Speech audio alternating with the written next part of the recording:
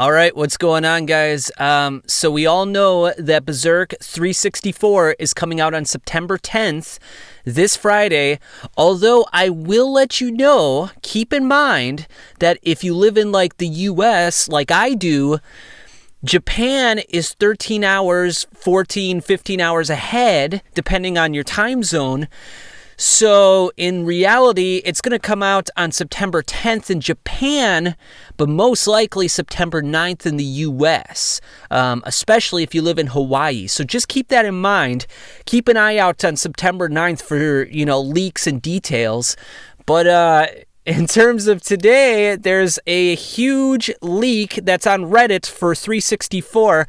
And I wanted to show you guys that chapter page and just kind of look it over. And I got to admit, guys, I took a look at this page and I couldn't help but get tears in my eyes just knowing that this is the last panel that Kentaro Miura worked on. Wow. I just look at it. It's just absolutely beautiful. And, to a lot of people, this is going to be a shock because the last panel that Miura worked on is one of Griffith. And I know there's a lot of animosity for Griffith, so it's kind of a little bit heart-wrenching in a way. Now, he's got some dialogue here, and some Reddit users translated it. Now, I can't verify the accuracy of this. I can't read Japanese. I've never taken a Japanese course in my life, so I don't know if this is true or not. However, the top Reddit comment with 568 likes, Likopo, okay, I dreamt a dream. On full moon nights, I would turn into a child and be embraced by a familiar warmth. When I woke up, the only thing left would be a fleeting sense of loneliness, waning with a single tear. Holy cow. So that means, so you guys remember how when Shirka and Farnese went into Casca's memory, how they found out that Casca was still watching the Guts' party from the background. Like, she could see what was happening. She knew everything that was going on, but she couldn't really interact with them. She was more of a casual observer, and it was Elaine who was in control. This is kind of the same situation with Griffith and the Moonlight Boy. The Moonlight Boy, for 29 days out of the month, is probably a casual observer for Griffith. Maybe even influencing him in some ways. Maybe that was why Griffith was so on board with Charlotte's recommendation for the War Orphans.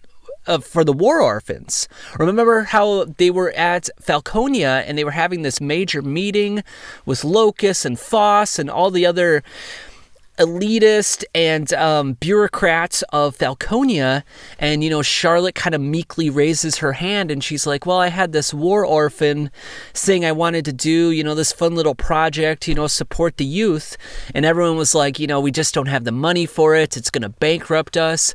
But Griffith supported her wholeheartedly. He's like, let's do it. And right after that, he has sex with Charlotte. And then he looks at his hair and he's like, that's right, tonight's the night. And he turns into the Moonlight Boy. Does it mean the closer that Griffith gets to the full moon, that the more control that the Moonlight Boy has over him? And he can sort of like passively influence his actions. That's why he kind of has more of a childish looking face now and is supporting these child efforts by Charlotte. I don't know, but on the flip side, when it is a full moon and the Moonlight Boy's in control, then Griffith's kind of the passive observer. He's the one looking on from the background. So Griffith was looking on from the background all this time. That means, he knows about the night at the sea, and he knows about the sea god. Just as, Casca knows about all the events as well, even though she was Elaine. So in a way, after the eclipse, Griffith and Casca were following Guts, but it was a dream for them. They were living in dreamlike worlds, while Guts was living in a nightmare. Oh my God, Mira. He's kind of like pulling it full circle. Oh my God. And that's the fucking end. Shit. I mean, in a way, that's kind of a conclusion in and of itself. And if you guys watch my speculative video on how the Berserk manga could end, I did mention how the eclipse split everyone up, but there could be reconciliation. There could be a coming back together, and maybe Griffith and Guts would make amends. Now, maybe Guts would not accept Griffith in his current form, but what if Griffith were to accept the form of the Moonlight Boy and become the permanent child of Guts and Casca, and they were just a happy family? Remember, Griffith had that dream where he was the husband of Casca at the eclipse, but he kind of had a look of malaise and he looked a little bit jaded. He didn't look like he was enjoying it. What if... And remember in the dream how they mentioned, like, isn't Guts the child in the dream? Yeah, I think he is. He's the child. What if it's reversed? But it's actually reality. It's not a dream this time. Guts and Casca is the parents. Griffith is the child.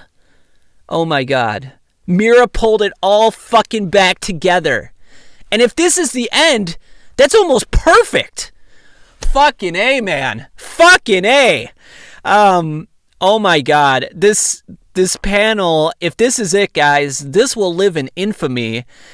And it almost makes you wonder if, like, Mira kind of knew he was gonna go. Like, like, this almost pulls it all together in a symbolic sense. Of course, I would have loved to see the fight between, you know, the Apostles and the Guts Party, but oh man, sorry. Oh, jeez. That was just kind of a deluge of emotions right there. Sorry. Wow. Yeah, I think we'll leave it there for now. But tell me what you guys think of this last chapter page in the comments. And man, I can't wait for the full thing to happen. I'm probably going to read this chapter at least 30 times when it comes out. Of course, I'll make a video reviewing it for you guys as well. But yeah. Thanks for watching, guys. Subscribe, like, comment, you know, all the jazz. And thank you, Kentaro Mira. Oh, man. This just looks fantastic.